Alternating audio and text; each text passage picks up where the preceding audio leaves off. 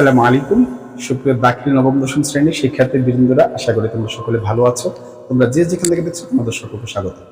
তোমাদের জন্য আমি ওয়াকফে মানে ইলমুস সরফ যে মেইন বই আছে আরবি দ্বিতীয় পত্র, সেই বইয়ের উপরে অলরেডি কাজ করে যাচ্ছি। তার ভিতরে সরফ অংশের আমরা অনেকটা চ্যাপ্টার শেষ করে ফেলেছি, 5টা। তো এখন 6 নম্বর চ্যাপ্টারের শেষ অংশের ভিতরে আছি। সেটা হচ্ছে ওয়াকফ। গত ভিডিওতে আমরা ওয়াকফের দুটি নিয়ম দেখেছিলাম। তো সেই দুটি নিয়মের পরে আজকে আমরা 3-4 যে নিয়মটা আছে সেটা একটু বুঝবো। চলো আমরা 3-4টা দেখি কি আছে। এখানে বলা আছে 3-এ যে আল ওয়াকফ আলা ইসমি মানকুস। ওয়াকফ على على الاسم المنقوص اسم المنقوص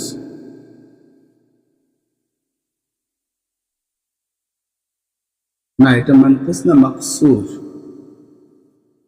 এটা হচ্ছে মাকসুর, মানকুসটা পরে। আচ্ছা, আগে মাকসুরটা দেখে নি, ঠিক আছে? আল মাকসুর, মাকসুর এটা একটু দেখে নি, যেহেতু বইয়ের সিরিয়াল বই অনুসারে আগাচ্ছি আমি, সেভাবেই যাব। মানকুসটা একটু আগে হয়ে গেলে আচ্ছা ঠিক আছে। এখন এখানে কি বলা আছে একটু দেখি। আমি একটু লিখে নিই, কারণ আগের ভিডিওতে যে ঝামেলা করেছি এটা আমি করতে চাই না। ইদা কানা, আমি একটু লিখে বুঝাই। ইদা কানাল ইসমু, ইদা কানাল ইসমুল মাকসুর। আচ্ছা, ইদা কানাল ইসমু মাকসুরান نقف عليه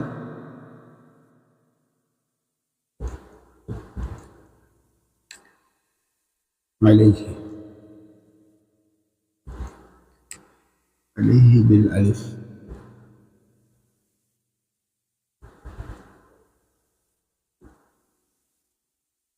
بالألف.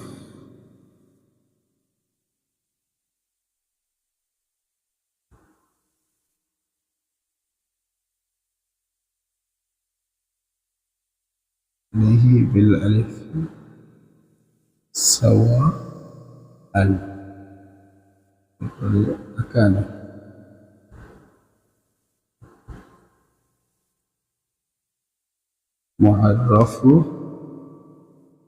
معرفا بالألف لام أو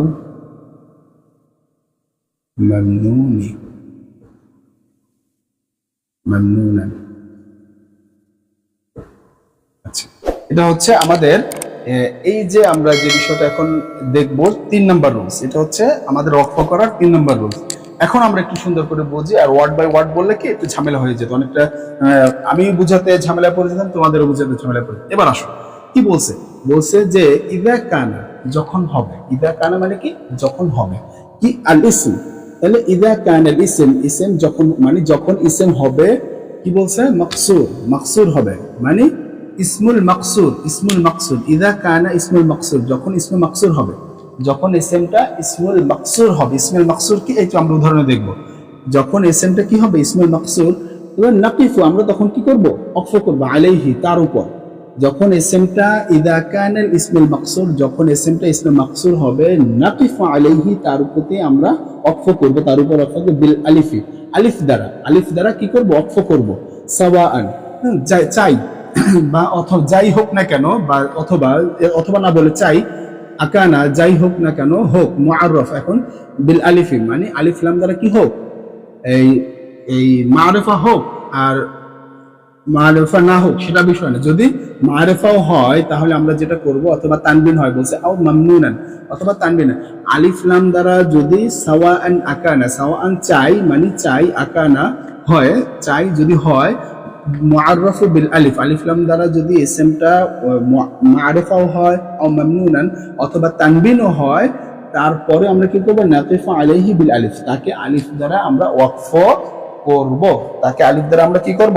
ওয়াকফ করব, সেটাই বলা হচ্ছে। আচ্ছা, এবার একটু আমরা উদাহরণে দেখি। এবার যদি তানবিন বিশিষ্ট হয় তাহলে আমরা ওয়াকফ করব। এখানে উদাহরণে বলা আছে জাআল ফাতা, জাআল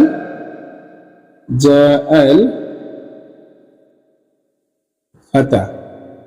আচ্ছা, এখানে এই যে আলিফে আসছে, ইদা কানাল ইসমুল মাকসুর, এই যে শেষে ইয়া আছে এবং খাড়া জবর আছে, এইটা কি বলা হচ্ছে? ইসমে মাকসুর। কি বলছে? ইসমে মাকসুর। ঠিক আছে, এখানে এই যে খাড়া, এই যে আলিফ দ্বারা বলেছে না কেন, এই যে নাকিফু আমরা অক্ষ করবো আলাইহি, এই শেষে তখন কি বল, যা ফাতা, যা ফাতা, ইয়ার বলতেছি না, যা ফাতা আলিফে, এখানে আলিফ দ্বারা এক আলিফ দীর্ঘ করে পড়বো।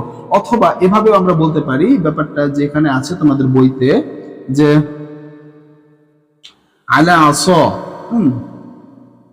ইত্তাকাআতু, আচ্ছা ইত্তাকাআতু তোমাদের বই থেকে দিচ্ছি, ঠিক আছে, ইত্তাকাআতু, ইত্তাকাআতু আলা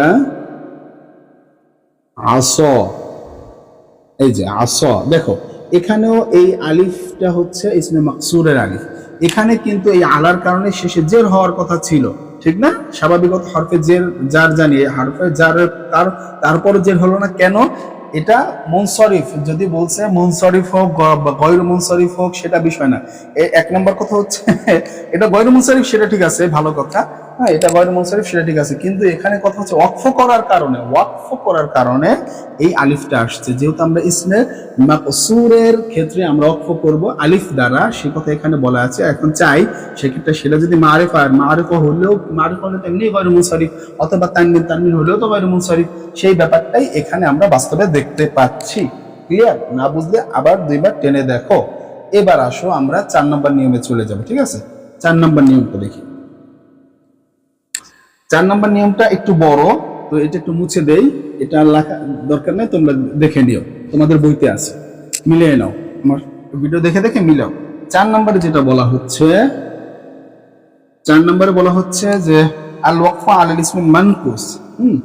এবার এত বড় করে না লিখে, লিখি মানকুস, এভাবে লিখি, ঠিক আছে? অনেক জায়গা খায়।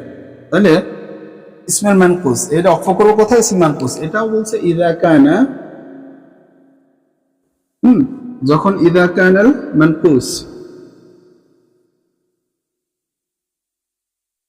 ইদা কানাল মানকুস, যখন মানকুস হবে, ইসমটা যখন মানকুস হবে মারফুআন, মারফুআন মানে পেশ বিশিষ্ট অথবা মাজরুর, কি অথবা যে জের বিশিষ্ট, মারফুআন পেশ বিশিষ্ট তানবিন অথবা জের বিশিষ্ট তানবিন দ্বারা কি হবে? মানকুস হবে, বা তানবিন না, পেশ অথবা জের দ্বারা ইসমে মানকুসটা কি হবে? আসবে। তখন হাজাফনাল ইয়াউ, তখন হাজাফনা, তখন কি বলা হচ্ছে? হাজাফনা, হাজাফনা, তখন আমরা কি করব? হযফ করব ইয়াউ, আল ইয়াউ, ইয়া দ্বারা হযফ করব, ঠিক আছে?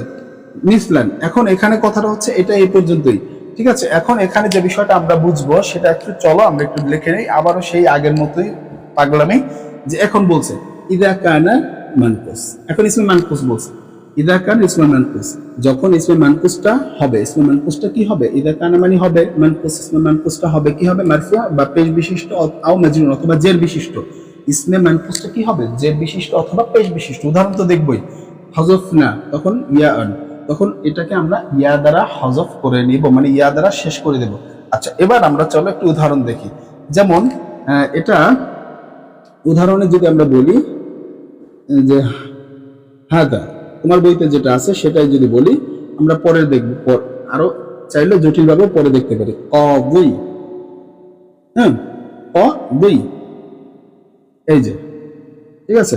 কবিন, এখন এখানে জের হয়েছে মারফুআন, বা কি বলেছে? জের দ্বারা, যে যখন ইসমটা, ইসমে মানকুসটা কি আসবে? মারফু বা ইয়া আসবে, এই জের অবস্থায় আসবে, তখন আমরা হযফ করব এই শেষে ইয়া দ্বারা। আচ্ছা, এখন ইয়া দ্বারা কিভাবে হযফ করব? চলো আমরা একটু এবার সেটা একটু দেখি, ঠিক আছে? এখন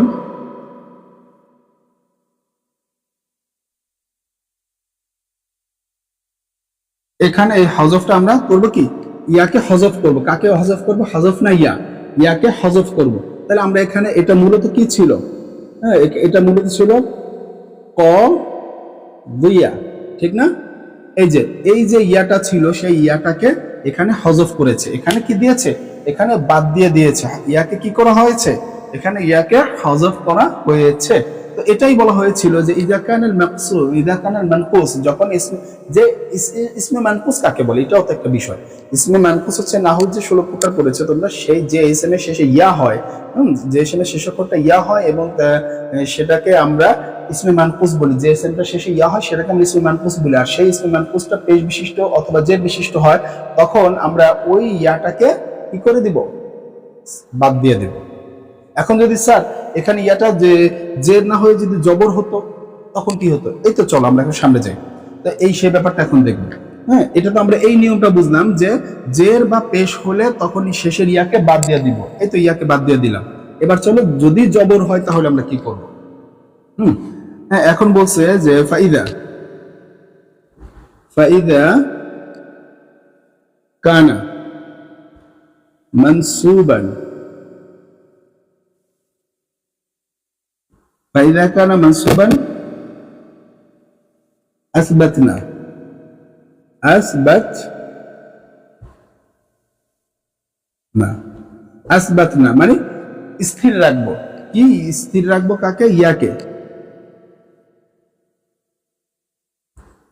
ইয়া উহু, তার ইয়াকে কি রাখবো, স্থির রাখবো। মানসুব না, যখন কি হবে, যখন স্থির রাখবো, এটা কখন স্থির রাখবো তার ইয়াকে, কখন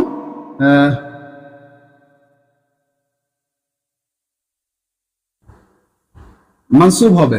ইদা কানা মানসুব, যখন এটা মানসুব হবে, যখন এটা কি হবে, মানসুব হবে মানে জবর বিশিষ্ট হবে। ইসমে মাকসুবটা কি হবে, যখন জবর বিশিষ্ট হবে, মানে পেশ আর জের হবে না, তখন জবর বিশিষ্ট হলে তখন ইয়াকে আমরা মানে কি ইয়া রাখবো, স্থির রাখবো, মানে ইয়াকে পরিবর্তন করব না। তখন পরিবর্তন যদি করি, অথবা এখানে বলছে আবদালনা, তখন আমরা পরিবর্তন করব আলিফান, আলিফ দ্বারা, আলিফান, ঠিক আছে, আলিফান। উদাহরণ, এই কথাটুকুর উদাহরণ, ফাইদা কানা, যখন আমরা কি করব, যখন আমরা হবে, মানে যখন হবে কি ইসমে মানকুসে হবে, মানসুবান, যখন মানসুব হবে, ইসমে মানে জবর হবে, ইসমে মানকুসে যখন জবর হবে, তখন কি বলছে আসবাত না, তখন আমরা কি পরিবর্তন, ইয়াকে ওই ইয়াটাকে বাদ দিব না, স্থির রাখবো, ওটাকে রেখেই দিব, ইয়াহু তার ইয়াকে রেখে দিব, আও মানে কি বলছে ওয়া আবদাল না, এবং পরিবর্তন করবো, ইয়াকে পরিবর্তন করবো আলিফান মানে আলিফ দ্বারা। স্যার তাহলে উদাহরণটা হচ্ছে রাআইতু, রাআইতু, হ্যাঁ, রাআইতু কাদিয়ান, কাদিয়ান, এই যে কাদিয়ান, এই যে ইয়াটাকে ইয়াই রেখেছি কিন্তু শেষে কি একটা আলিফ নিয়ে এসেছি, ঠিক আছে। এই কথাটাই এখানে বলা হয়েছে, অর্থাৎ যে বলা হয়েছে যখন জবর হবে, ইয়ায় জবর হবে, এই ইসমে মানকুসে জবর হবে, মানে সেই ইয়াটাকে তখন আমরা পরিবর্তন করব না, আসবাতনাহু, আসবাতনা ইয়াহু, যে সেই ইয়াকে পরিবর্তন করব না, স্থির রাখবো, অবাদালনা, এবং পরিবর্তন করব আলিফ, শেষে ইয়াকে অক্ষ করার সময় কি আলিফ দ্বারা পরিবর্তন করে নেব, ইয়াটাকে অক্ষ করার সময় আলিফ দ্বারা পরিবর্তন করে নিব। বুঝতে পারছি, আশা করি বুঝতে পেরেছি। এরপরে আরেকটু কথা আছে, যে সেই কথাটা কি বলা আছে একটু যদি দেখি। এরপরে বলা আছে যদি ইসমে, যে এবার যদি হয় ইসমটা মারেফা হয়, এবার যদি মারেফা হয়, হ্যাঁ, আবার বলছে ইদা কানা, ইদা কানা মানকুস, ইদা কানাল মানকুস, ইসমে মানকুসটা কি হবে, ইদা কানাল ইসমে মানকুস মুআররাফান, মুআররাফান, যদি মারিফা হয় বিল আলিফ লাম, আলিফ লাম দ্বারা যদি মারিফা হয় তখন কি হবে, আমি লিখে তারপরে বলি, ঝামেলা হয়ে যাচ্ছে।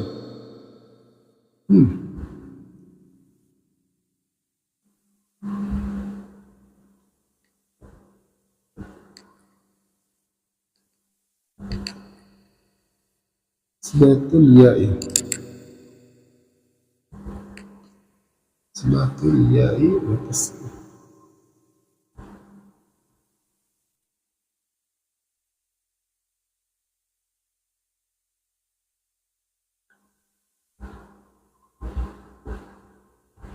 আচ্ছা, এটা এখানে আরেকটা, যে এখানে কি বলছে, যখন হবে মানকুস, ইসমে মানকুসটা হবে মুআররাফ বিল আলিফ লাম, আলিফ লাম দ্বারা কি হবে, ইযা কানাল ইসমে মানকুস মুআররাফান বিল আলিফ লাম, আলিফ লাম দ্বারা ইসমে মানকুসটা কি হবে, মারিফা হবে।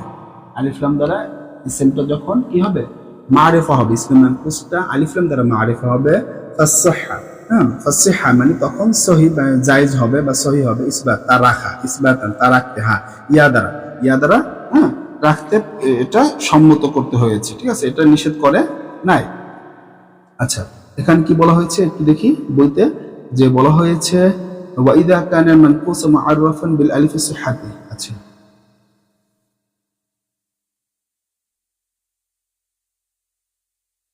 আচ্ছা এখন বলছে যে ফাল ইসাহ মানে ফাল ইসাহ তখন সহি হবে, ইসবাত রাখাটা ইয়া দ্বারা রাখাটা সহি তাসকিনুহা এবং সাকিন করতে হবে সেক্ষেত্রে। আচ্ছা এখন আবার একটু আমরা দেখি যে উদাহরণটা দেখলে তখন আমরা এই ব্যাপারটা ক্লিয়ার হবে। যে বলছে জা জা আল কাদি বি, আচ্ছা কি বলা হয়েছে, কি বলা হয়েছে, এখন এখানে যেটা বলা হয়েছে,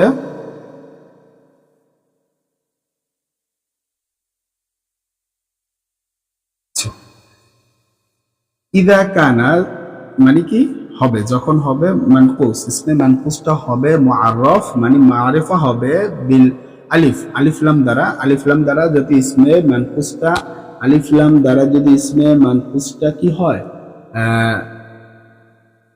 আসে, আলিফ লাম সহ যদি ইসমে মানকুসটা আসে, হ্যাঁ তখন সহি হবে মানে সঠিক হবে, ইসবাতান তাকে রেখে দিতে, কাকে, ইয়াকে রেখে দিতে সহি হবে, ইয়াকে সহি রেখে ওয়া তাসকিনুহা, তবে ইয়াটাকে একটা সাকিন দিয়ে, কিভাবে, তবে একটা ইয়াটাকে সাকিন দিয়ে এবং তাসকিনুহা সেই ইয়াটাকে সাকিন দিয়ে রাখা সঠিক হবে। অর্থাৎ এখানে ইয়াটাকে কোনো পরিবর্তন করা যাবে না, কোনো পরিবর্তন করা যাবে না, সেটাই আর কি বলা হচ্ছে। তাহলে কি বুঝলাম, যে ইদা কানাল মানকুস যখন ইসমে মানকুসটা হবে মুআররাফ বিল আলিফ মানে আলিফ লাম দ্বারা মারিফা হবে, এই আলিফ লাম দ্বারা মারিফা হয়েছে, ফাসসাহি মানে তখন সহি হবে, এই সহি হয়েছে কি সহি হয়েছে, ইসবাতান ইয়াআন মানে তখন ইয়াকে রাখা সঠিক হবে, ইয়াকে রাখা সঠিক হবে, এবং যেটা করতে হবে তাসকিনুহা এবং তার ইয়াকে সাকিন করতে হবে। ক্লিয়ার, এটা হচ্ছে আমাদের এখানের আলোচনা। আরেকটু আছে আলোচনা, সেটা আরেকটু করে দেই, যে এটা গেল যখন ইসমে মানকুসটা মারিফা হয়। এবার যেটা আসবে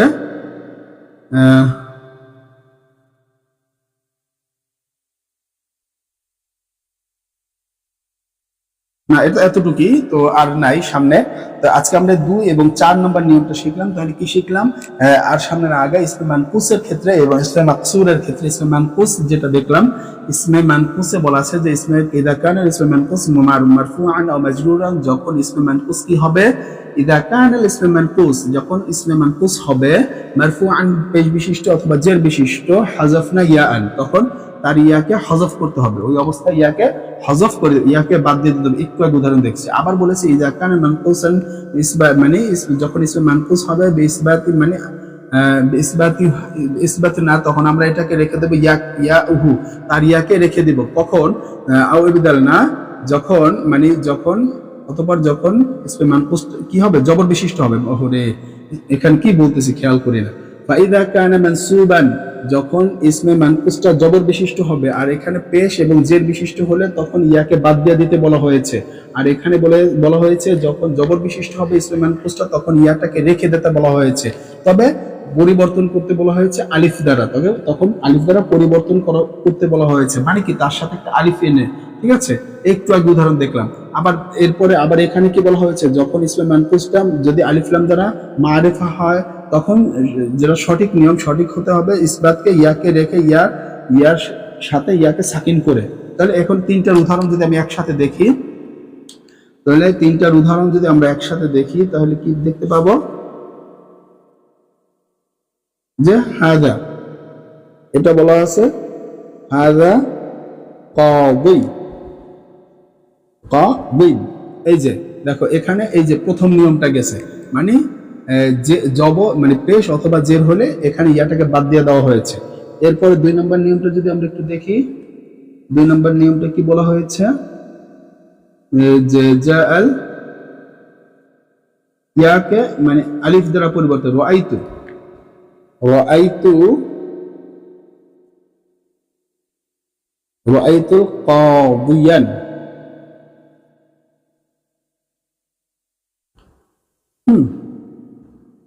এই যে মানে কি যখন এই ইয়াটা জবর বিশিষ্ট হবে, এটা হচ্ছে 2 নাম্বার, এটা এই প্রথমটা হচ্ছে 1 নাম্বার, এটা তার মানে কি 1 নাম্বার, এটা কি 2 নাম্বার।